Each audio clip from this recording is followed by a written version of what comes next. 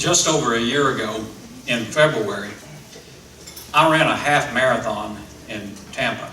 I know that may surprise some of you, but that was something that I trained for months. And then the day came at 6 a.m. that morning, the gun sounded and we took off. It took me, there were so many people in this race, it took me 7 minutes to get from where I was just to the start-finish line. But I mean, it was fun. There was so much excitement in the air, and I love doing that because I was 20 pounds lighter and life was much easier, but in some ways. But it was just a fun thing to start. And man, I tell you what, as I think about marathon runners, and I have a great deal of respect for them, those who run a full marathon. And but they talk about running. They say the beginning stage is that pleasure stage. It's fun. At this point, you know, it's exciting. And your body is loose, your heart is pumping, you're one with the universe, blood is flowing through your body, the head is clear, your lungs are breathing deeply, the birds are singing, the sun is shining, fish are jumping, cotton is high, daddy is rich, and mama's good looking. You're functioning like a well-oiled machine at that stage. But after the initial rush of pleasure, running becomes a little bit like drudgery. You have to really work at it. And it becomes laborious. And if you keep going long enough, you reach a point when the temptation to stop is overwhelming. I reached that point about mile 11. And for me, doing a half marathon, that was a big challenge for me. My goal was to run the entire thing, or what I would probably more specifically say is jog. I wouldn't say I was running, but I was jogging. My goal was to run the entire 13.1 miles. At mile 11, and it's kind of a unique place to run in Tampa because you start in downtown, you cross over the bridge, go around Davis Island, come back across the bridge, and then you run along Bayshore, which to your left you're looking, and here's the beautiful Gulf water in the Tampa Bay area. And I mean, it's just beautiful. The sun was shining, and you're traveling down this long stretch on Bayshore, and you go for about 3 miles, and then you make a turn and come back to the other side of that highway. When I got to the end of that and made the turn and looked back toward Tampa, the Tampa buildings looked about that tall. Even though it was just 3 miles, it looked like 30. And I'm like, oh man, I've got to get to there. That's the finish line. And I kept going, and then I hit mile 11, and my body was screaming, stop, sit down, you know, drink a Coke, do something. And I thought, man, I got to refocus or I'm going to quit. And I started listening to the people along the side of the road cheering. I started listening to the musicians who were stationed in different places as they were playing their songs. And then one of my co-chaplains, Ann Butcher, she was coming along the lower side of that, and she was just all smiles and waving at me, and I faked a smile back at her and waved, and I thought, oh, you know, that's kind of a little bit of a motivation for me. But I began to focus on the things that were around me, and I began to realize where I had been. I've come a long way. 11 miles, that's pretty good for me. And so I kept going. I was able to persevere. And boy, I tell you what, I was excited when I saw the finish line. That gave me a boost of energy. I mean, my adrenaline started pumping, and I picked up speed just a little bit and crossed that finish line. And then I just hung out there for a while, for about 20 minutes, and waited on Ann to come and finish. But I'll tell you what, that was exciting to do that. But you know, it gets challenging. There's a point in there, in the racing, especially for marathon runners, when they hit what's called a wall. And boy, your body is just screaming. The pain's running through your body. Your calves are burning. Your lungs are burning. I mean, and it's just a challenging thing to experience. And that's where races are won or lost, at the wall. You either abandon or you keep going. And but you know, when you think about a race, it's enjoyable to start. It's easy. But finishing is the hard work. To finish well, that's the glory. That's when you can just bask in that glory. Finishing well is what counts for us as Christian people. The capacity to finish well is what the New Testament calls endurance or perseverance. And it's like running that race with perseverance, as Hebrews 12 talks about, or as James talks about in this passage in James 1:12. Blessed is the one who perseveres under trials, because having stood the test, that person will receive the crown of life that the Lord has promised to those who love Him. And that's a great promise. But between here and there, it's going to require some endurance or perseverance, because life gets pretty challenging, doesn't it? You know, a few weeks ago, we talked a lot about Easter, and we even talked about Friday. A lot of churches had Good Friday services and so on. And so far as we know, when you think about Easter weekend, so far as we know, there has only been one day in the last 2,000 plus years when literally not one person believed Jesus was alive. That was Saturday. The day after Jesus was crucified on Friday. Saturday. On Saturday, the disciples woke up, if they even slept at all, finding the city that was screaming for blood the day before now quiet. The crowds had gone home. Jesus was dead. We do a lot of different things on Saturday. We work, we play video games, we go fishing, we go shopping, we cook out, we play t-ball, go to soccer games, or we relax, or we just do nothing. I wonder what the disciples did on Saturday. What was that Saturday like for them? You know, a lot has been written about Friday, when Jesus was crucified. A lot has been written about Sunday, the day that He rose from the dead. Friday and Sunday of centuries have perhaps been the two most studied days in all of human history. The Bible is descriptive of what happened on Friday, the day Jesus was killed, and Sunday, the day of resurrection, the day of resurrection and hope, the day that we say gave birth to the most death-defying, grave-defeating, fear-destroying, hope-inspiring, transcendent joy in the history of the world. And we celebrated that. But today I'm not talking about Friday or Sunday. Our focus is Saturday, the day after Friday, and the day before Sunday. It's the day after a prayer gets prayed, but no answer comes. The day after a heart gets broken, but there's no promise of healing on the way. It's kind of a weird day. It's an in-between day. In between despair and joy. Between confusion and clarity. Between bad news and good news. It's between darkness and light. Or a day between no reason to go on and abundant life. It's kind of like 9/12. We hear a lot about, and we heard a lot about, 9/11. We watched as the Twin Towers crumbled to the ground after that horrific event of terror that claimed almost 3,000 lives. But on 9/12, the day after, it was a day of disbelief, shock, anger, and fear. Our leaders and our amazing military searched for those responsible. Almost 10 years later, on May 2nd, 2011, we saw the news flash that Osama bin Laden had been killed. We felt some sense of justice through that. And many of the families directly affected by 9/11 probably felt maybe some vindication. But that in-between period was long. It was difficult. It was riddled with doubt and probably more fear. For the disciples, Friday was the ultimate nightmare. There was nothing worse than Friday until they woke up on Saturday. Friday was the day of pure horror for them, a day in which they ran on adrenaline. It was a day when everything they didn't think would happen did. However, on Saturday, the terror is somewhat past, at least for the moment. Now they're realizing they have to go on. They met, probably quietly. They remembered, because it's what people do. They remembered things that Jesus said, that Jesus did. They remembered the people that He touched and healed. They remember what it felt like when Jesus walked with them. They remembered what their hopes and dreams were with Him, and how they were going to change the world together with Jesus. But now it's Saturday. And they're wondering, did he fail?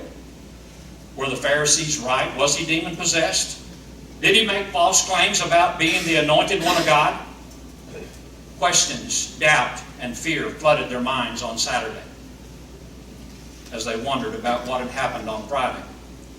You've probably had a few Saturdays like that. In fact, I would say that every person here knows Saturday.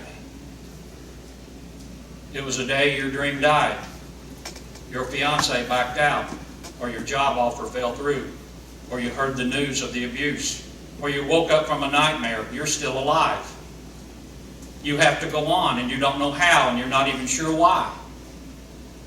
Friday, Saturday, and Sunday of Passover week lie at the heart of the ancient calendar.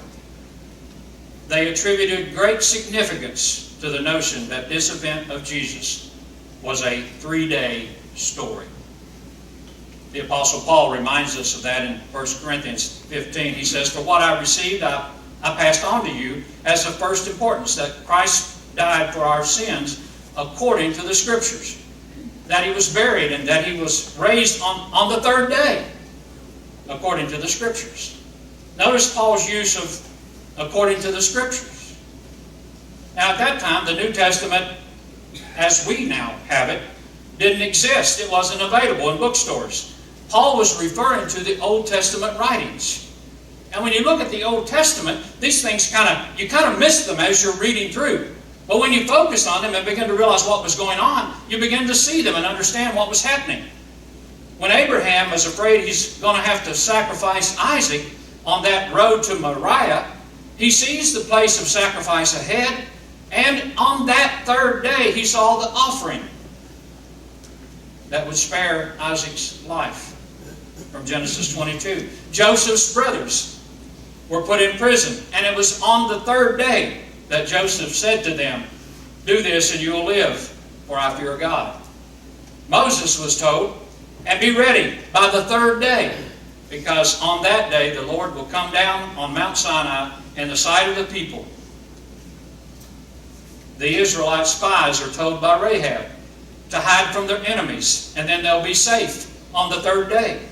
When Esther hears that her people are going to be slaughtered, she goes away to fast and pray. And on the 3rd day, Esther put on her royal robes and stood in the inner court of the palace in front of the king's hall. The king was sitting on his royal throne in the hall facing the entrance. 3rd day stories. And they go on. In 2 Kings, it says, "Go back and tell Hezekiah, the leader of my people, this is what the Lord, the God of your father David says. I have heard your prayer and seen your tears. I will heal you. On the 3rd day from now, you will go up to the temple of the Lord."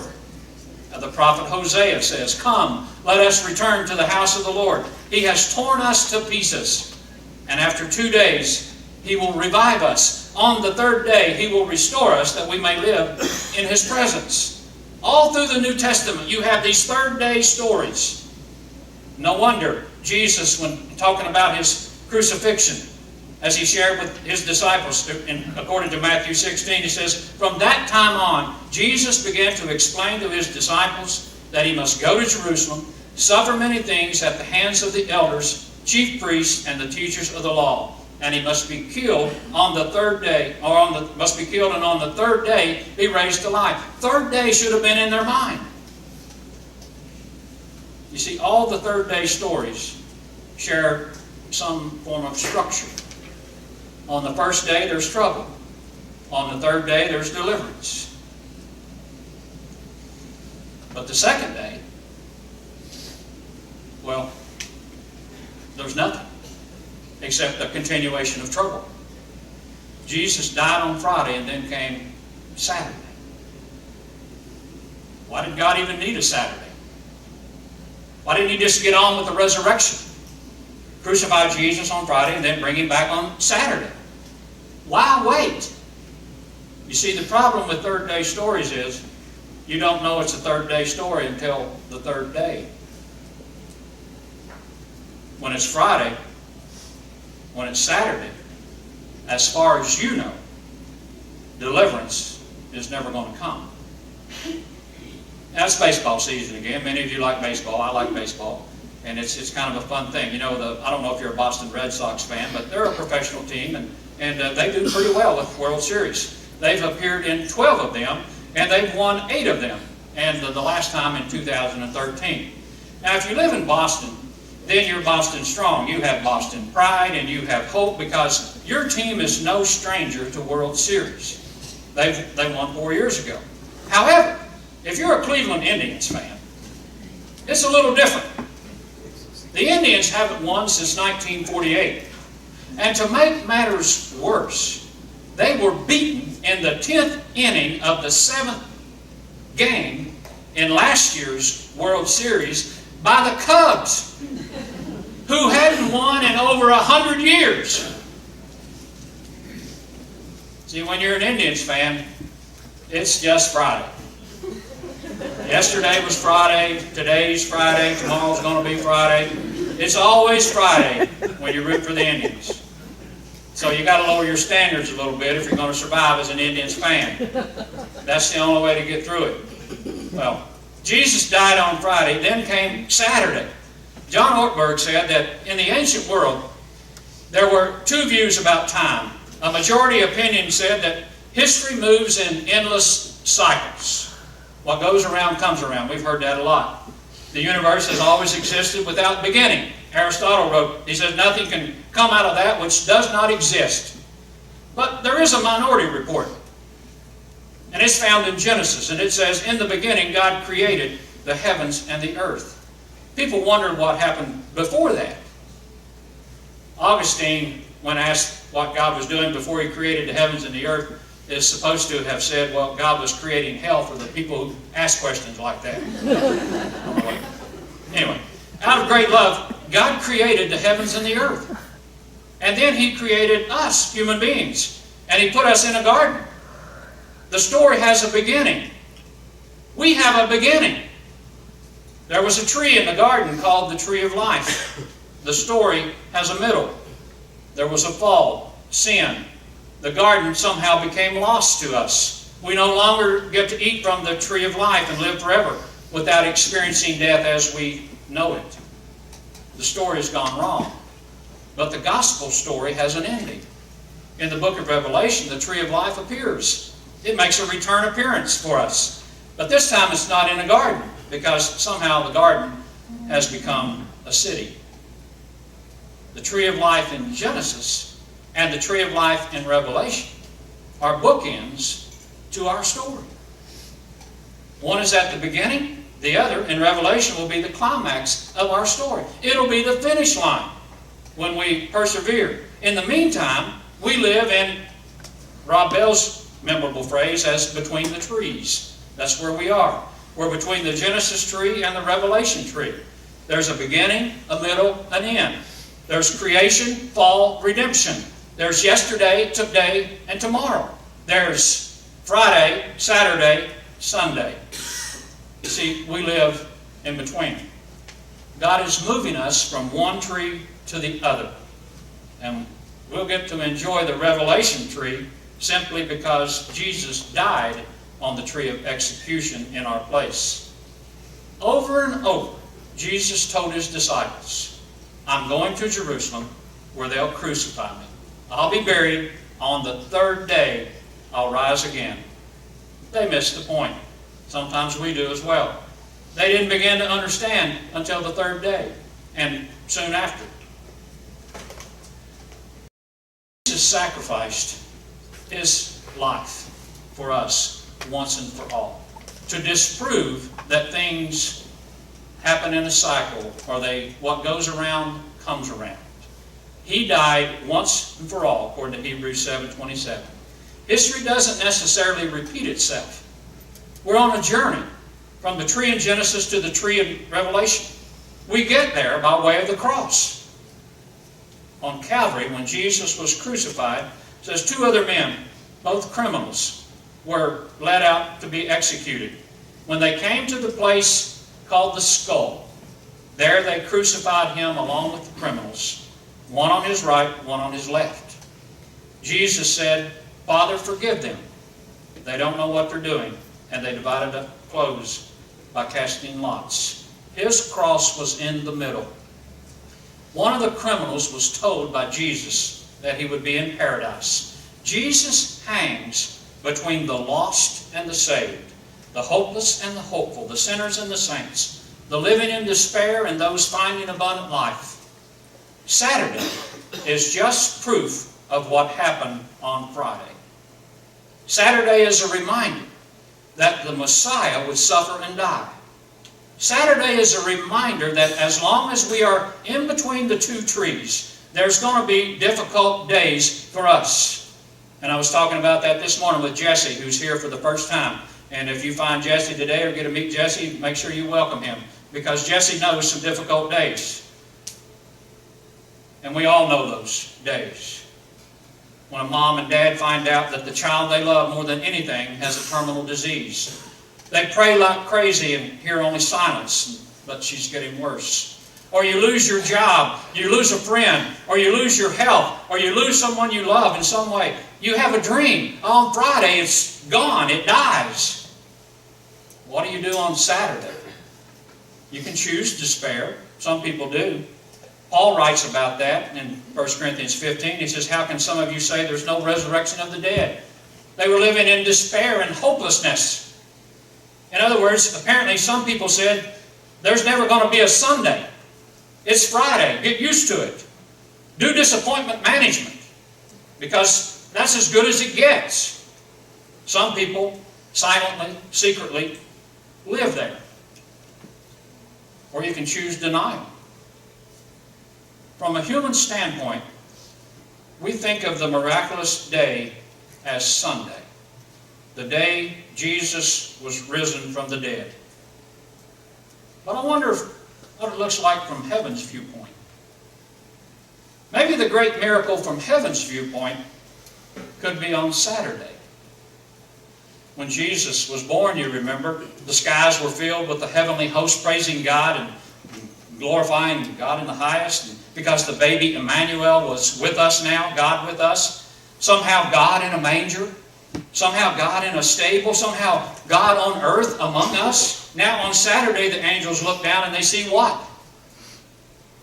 God in a tomb. The miracle of Sunday is that a dead man lives. The miracle of Saturday is that the eternal Son of God lies dead. The creator of life is dead. Peter would remind those in Jerusalem that you have killed the author of life, but God raised him from the dead. We are witnesses of this. The author of life died. Isn't that a miracle?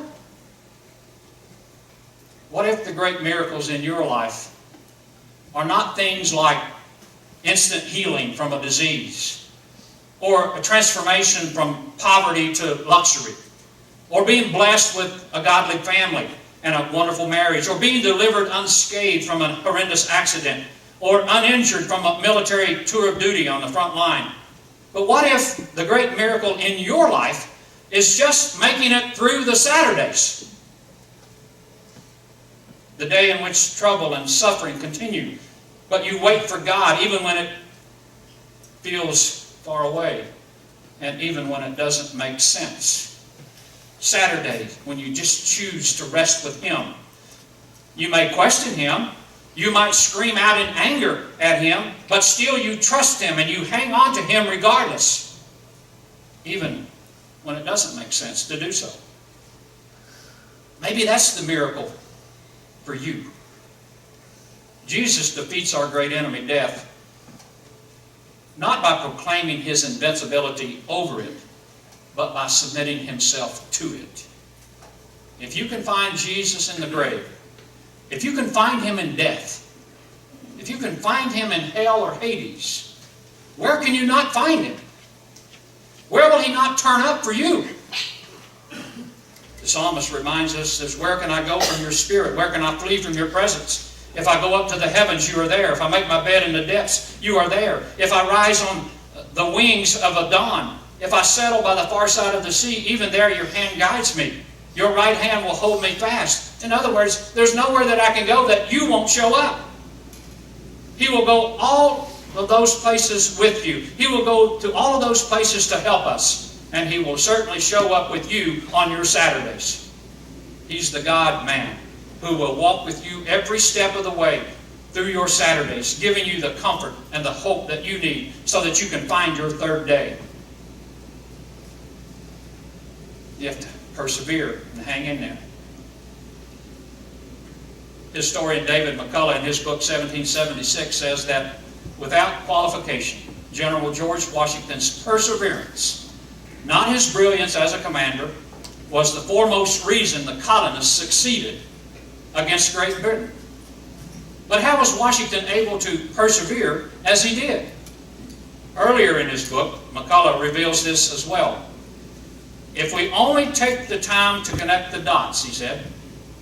He points out that in a letter written to Joseph Reed, George Washington foretold what he believed the basis for his perseverance would be.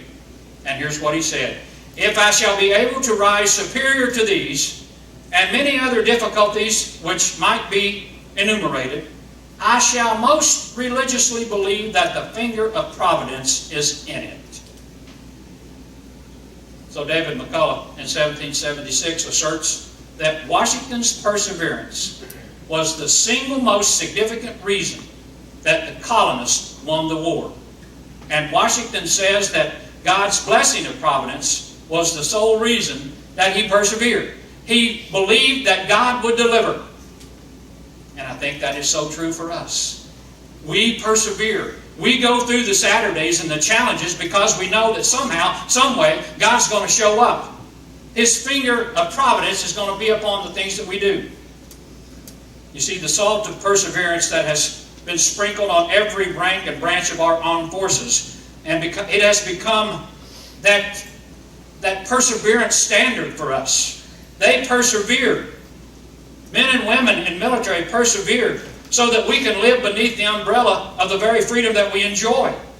Because they persevered and sacrificed, we have the liberty to either salute the American flag or stomp on it.